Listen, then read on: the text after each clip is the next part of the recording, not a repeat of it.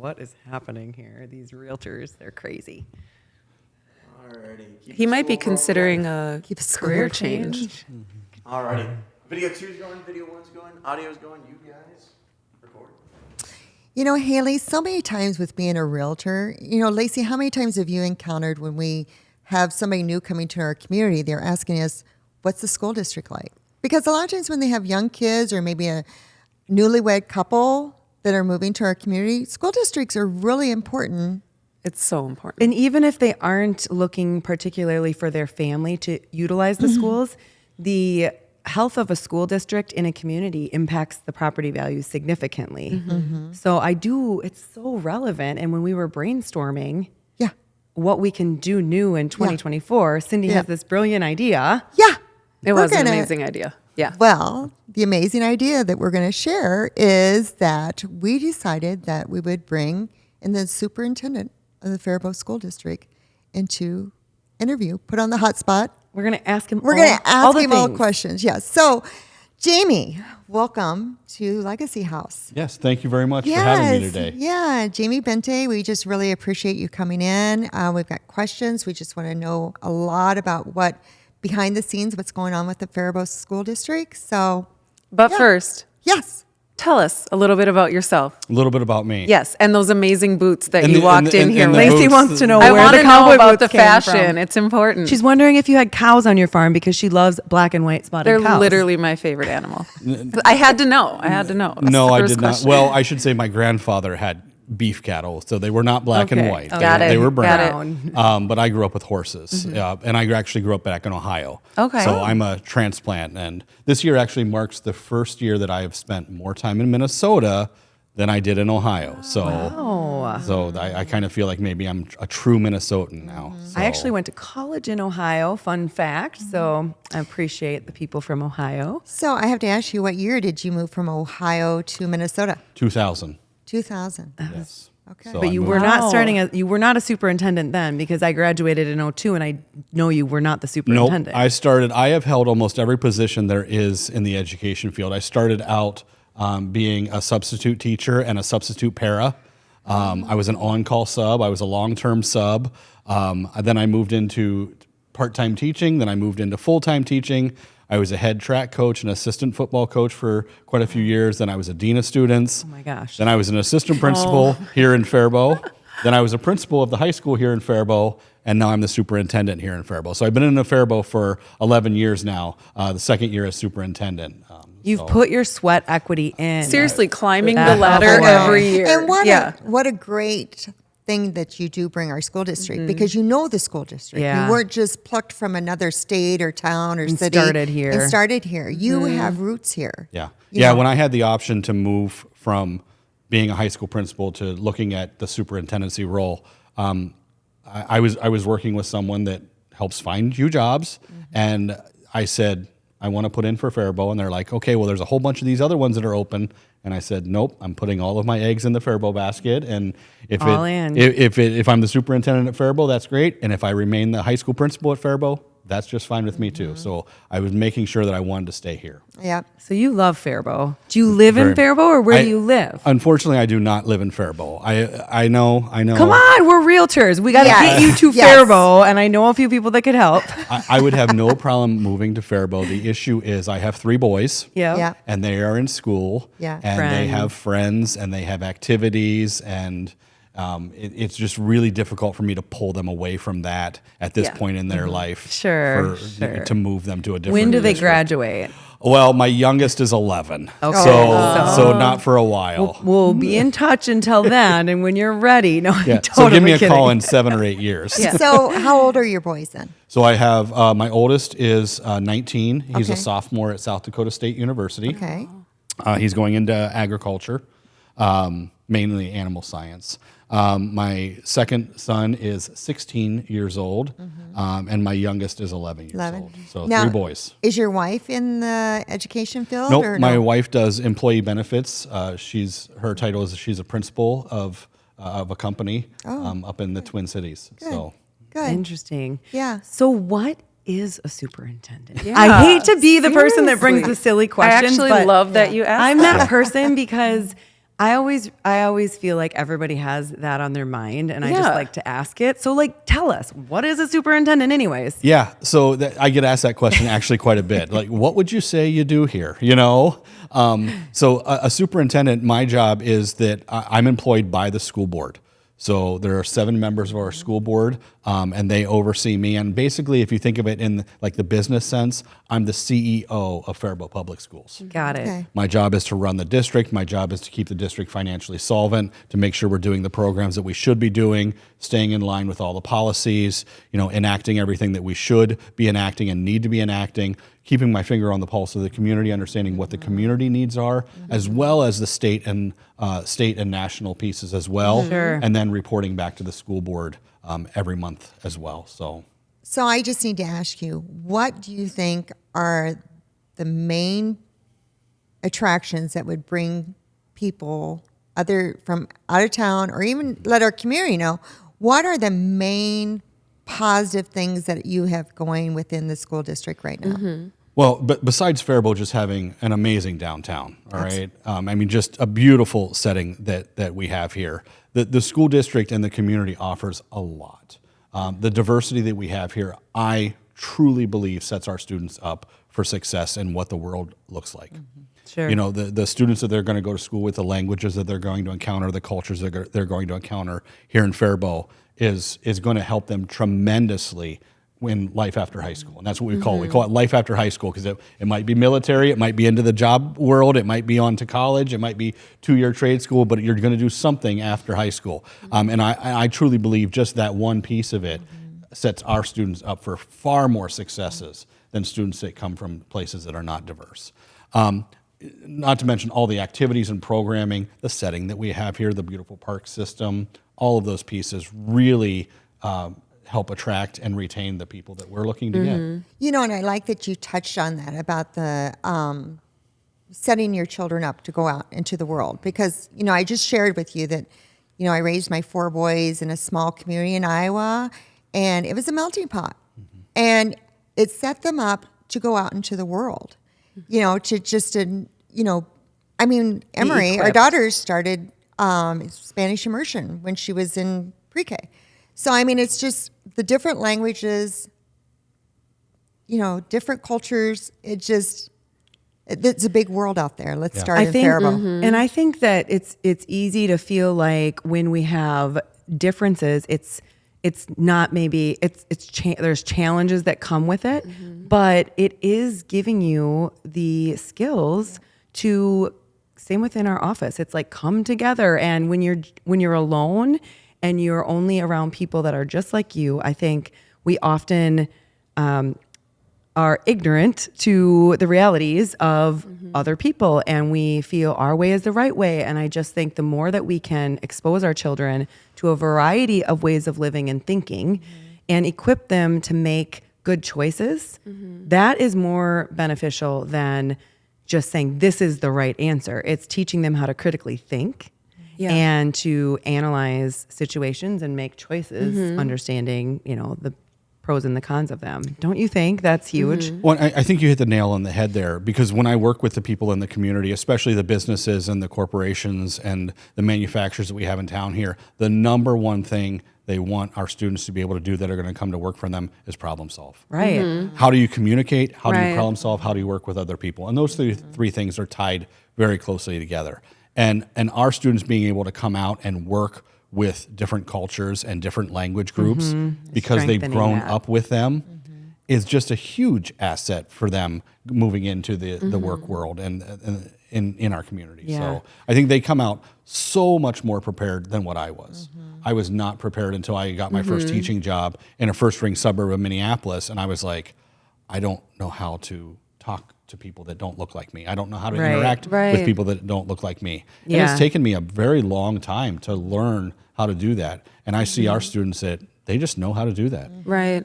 I wanted to ask you a question. So I am on the chamber board, and there's been conversations, and I've heard this concept called cradle to career. It's an initiative, I believe, that's started at the Faribault High School. And I think I understand what it means, but I want you to elaborate on it. But one thing that I noticed as I was going through high school, elementary, high school, and then on to college, is there was a missing exposure to the reality of life after high school. Yes. And it was kind of like told to me, this is what you do, versus, again, that making the choices and knowing your options. So can you tell us a little bit about this Cradle to Career program and what it's doing for Faribault and what it's doing for the kids growing up in our school district? Yeah, so the Cradle to Career program is something that we have here in Faribault, mainly through the chamber. Yep. It actually meshes very well with state legislation, which is called World's Best Workforce. So there's legislation around the education world that says you have to have a world's best workforce plan in place, and it matches perfectly with Cradle to Career. So the Cradle to Career piece also is part of our district-wide goals. So it is, are our students ready for kindergarten? Do our students read well by third grade? Mm-hmm.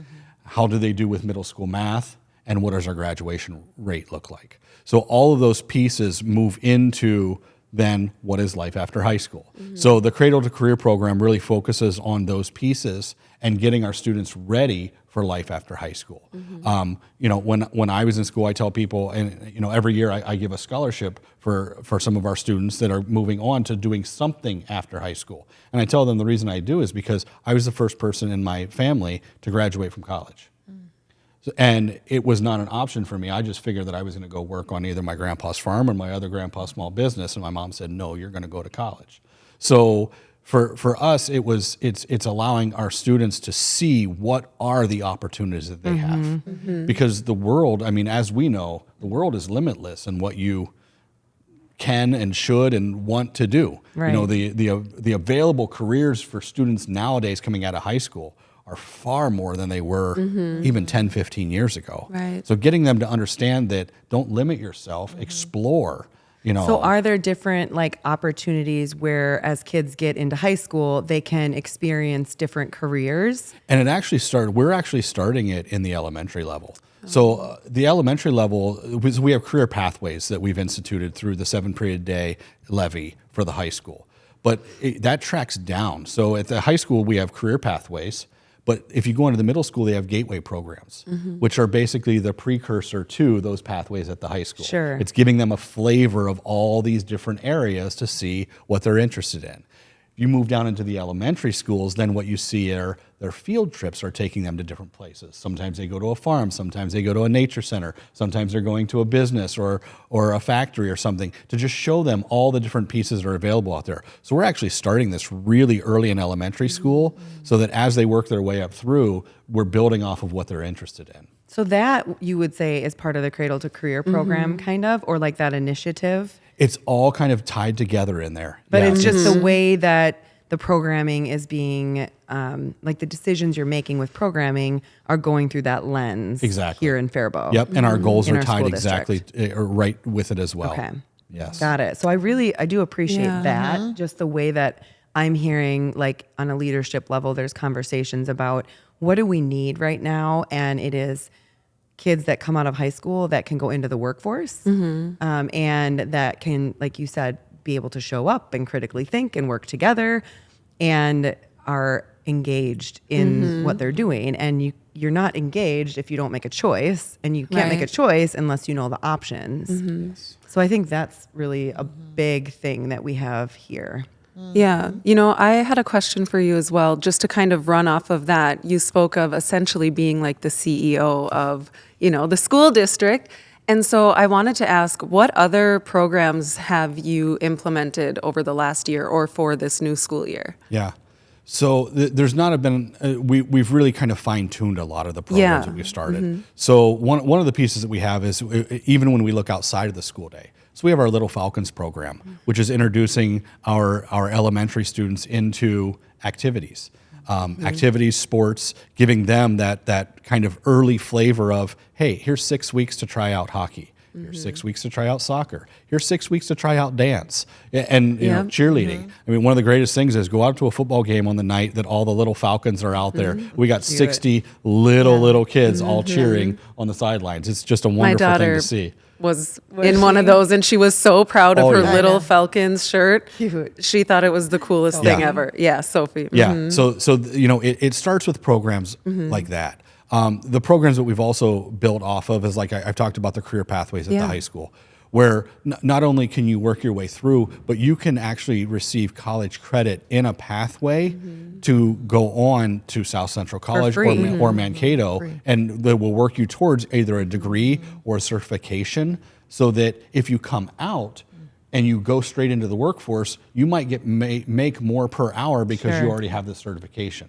Or you're going off to college and you've already got some credits under your belt, so maybe you can lessen your time there. Because we all know, I tell kids, you don't go to college to find yourself anymore. Yeah, you really can't don't. afford to do that. No. All right, not It's with too the cost expensive. of it. It is, exactly. honestly. Is that you need to go in knowing what it Yeah. is you want to do, and that's what high school has now become, is figuring out what it is you want to do. Well, and can't the high schoolers, I mean, don't they actually leave and do classes at the college? Yeah, so that we have a lot of PSEO programs or concurrent programs in Right. which students can be a part-time student.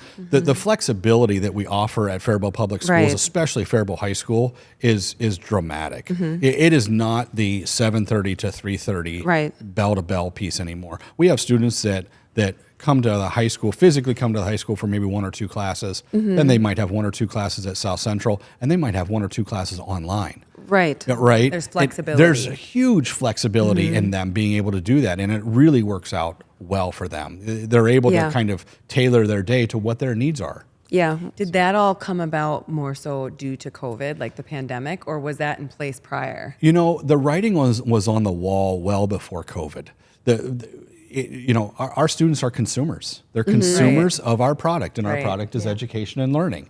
And we were starting to really see before that students saying, I want a different way to learn. Yeah. I want more flexibility in this old 150-year-old agrarian idea of education, but the system we're moving too slow. COVID did allow us to expedite a lot of that, and kind of forced us to just kind of speed things up a little bit. And now, like I said, the options to get your high school diploma and how much time you spend in a building sitting in a desk Right. are really up to the student. Well, it is super cool. Like one of our daughters is at the high school, and she has essentially built out her day that, 1 o'clock rolls around and she's home and she's doing classes. And I think that is so important. And I honestly wish that they would have been more progressive when we were that age, because the reality is you go to school, you're there for 7 hours a day, and then you go home and you wake up and do the same thing.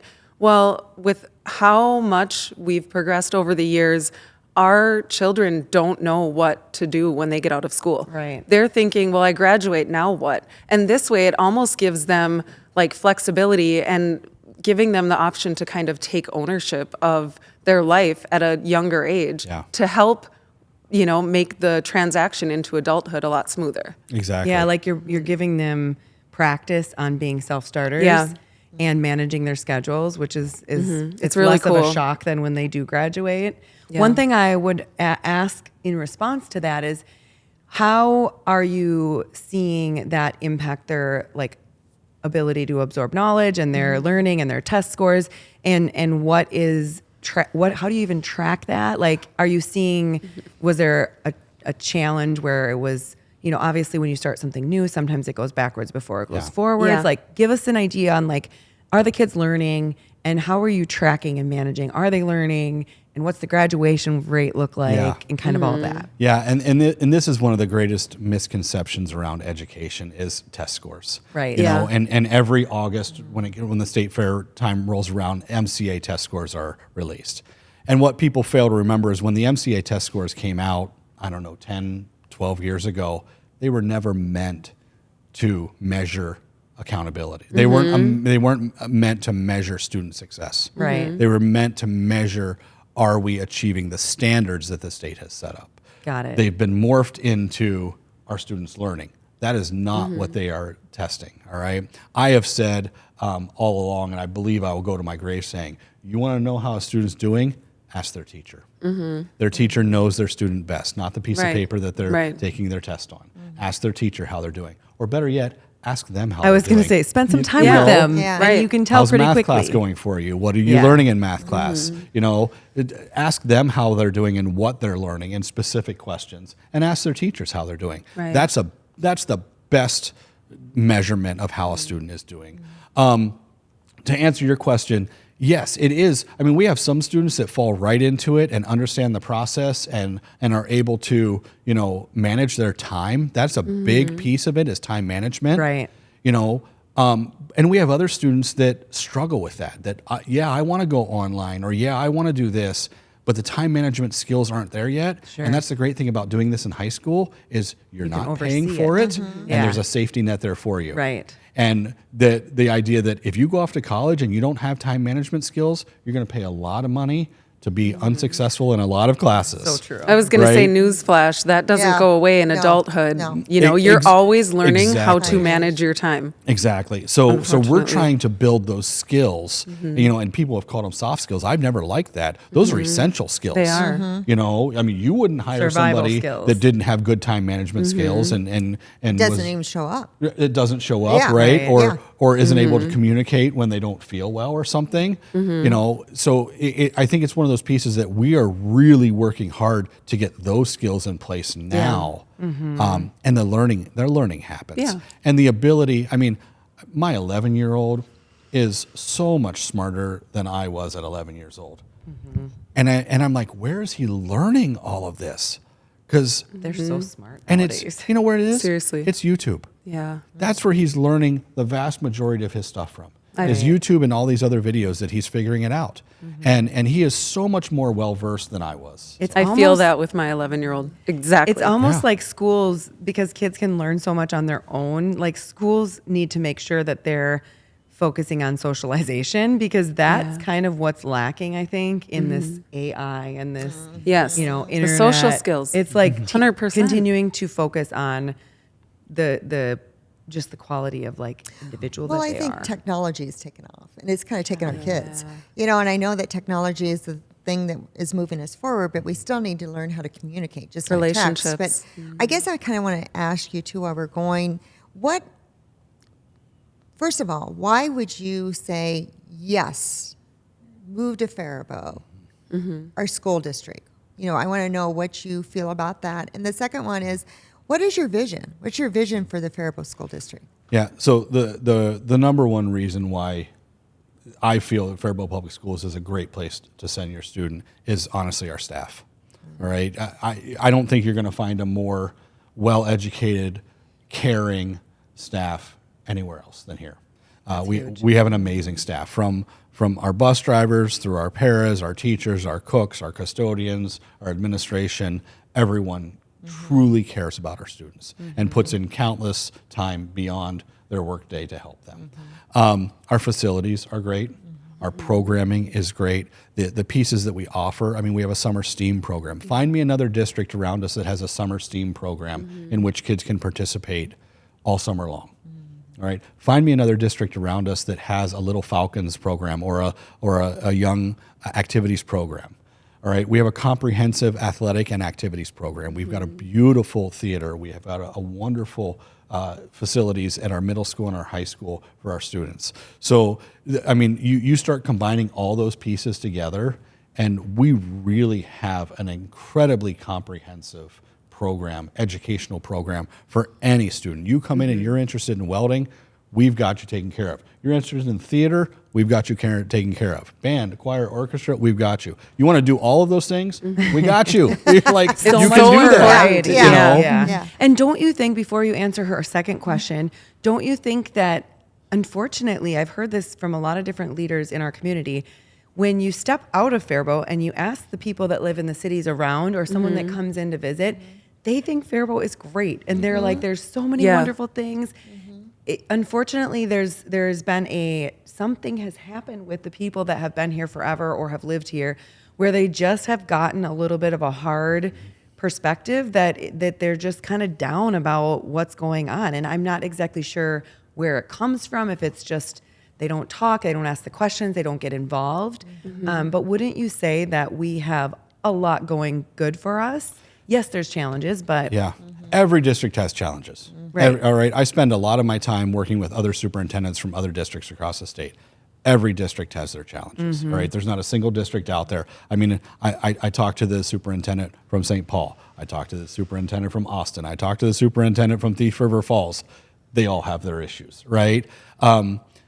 So the piece with that is part of my job. You know, what do I do every day? Well, some of my job is that I'm outside of Faribault working with other superintendents, working with other groups and people. And I tell you, I constantly get mobbed by people saying, we hear all the wonderful things that Faribault is doing. Can you talk to me about this? Can you give me a call about that? Can you send me your presentation on this? Because we want to go the route that you're going. So when I'm outside of Faribault, it's just like I'm constantly getting mobbed by people that want to be like us. Right. And you're right. When I come back into Faribault, people are like, well, it's not so good here. And I'm like, no, it is wonderful here. It is great here. You need the perspective from outside of Faribault on how great it is here. Exactly. Because the people that are outside watching us are like, those are the people we need to follow. Those are the people that have their stuff together. But for some reason, we do kind of look down on ourselves a little bit here. Well, I think it's easy too when we have something that's a change or a struggle or different, where our first instinct is like to clench up. Which again, I want to get to that last question that you have, but I do want to ask this current restructuring.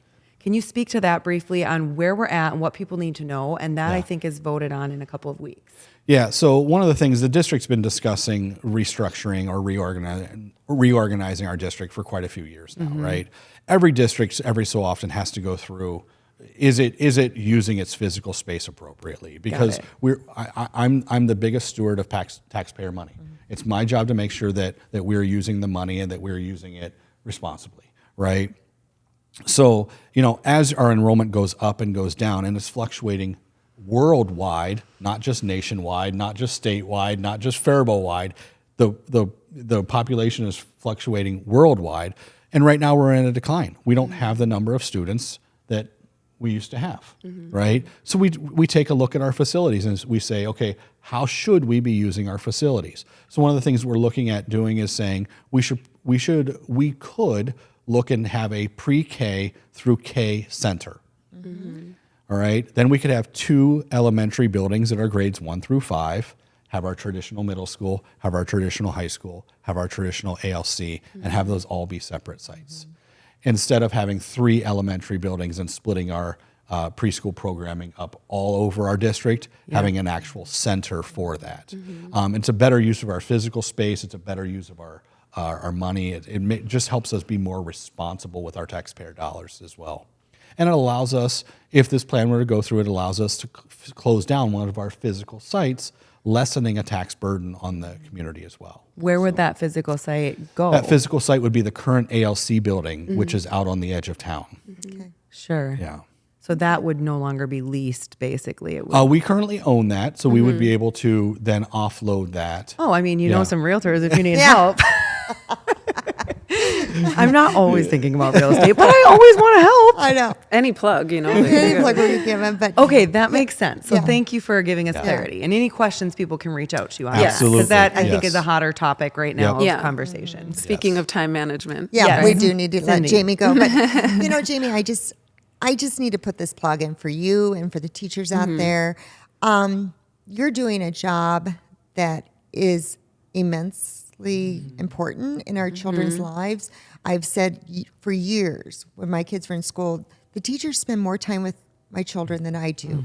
They have more of an impact on my children because, you know, talk about it, they come home. And if you don't capture those kids, the minute they walk in the door or get in your car, you've lost them. You know, Yes. you haven't heard about their day. And before you know it, you're fixing supper, doing homework, taking a bath. Those teachers are amazing in our children's lives. And for what you do to make sure our school district is running smooth and you have such a good staff that speaks a lot to you because I love your story, how you began. You've gone through every step of the process. And so you bring so much wealth to what you do, Jamie. I just Yeah. need to thank you so much for coming Yeah. today. Thank you. We're so Yeah. grateful. Yeah, we are Absolutely. You honestly carry yourself with so much grace. grateful. It's Yeah, amazing. Yeah. And just when he talked about the biggest strength is the staff, you know, they have a leader that has that desire to pour into them and help them shine and do what they do every day and appreciate them. So I think that just it's so helpful to know who our leaders are and to know that trickles into everyone, Yeah. all the way down to our children. So Thank you. thank Yeah. you, Jamie. Thank you so Thank much. Thank you you so for much. having me.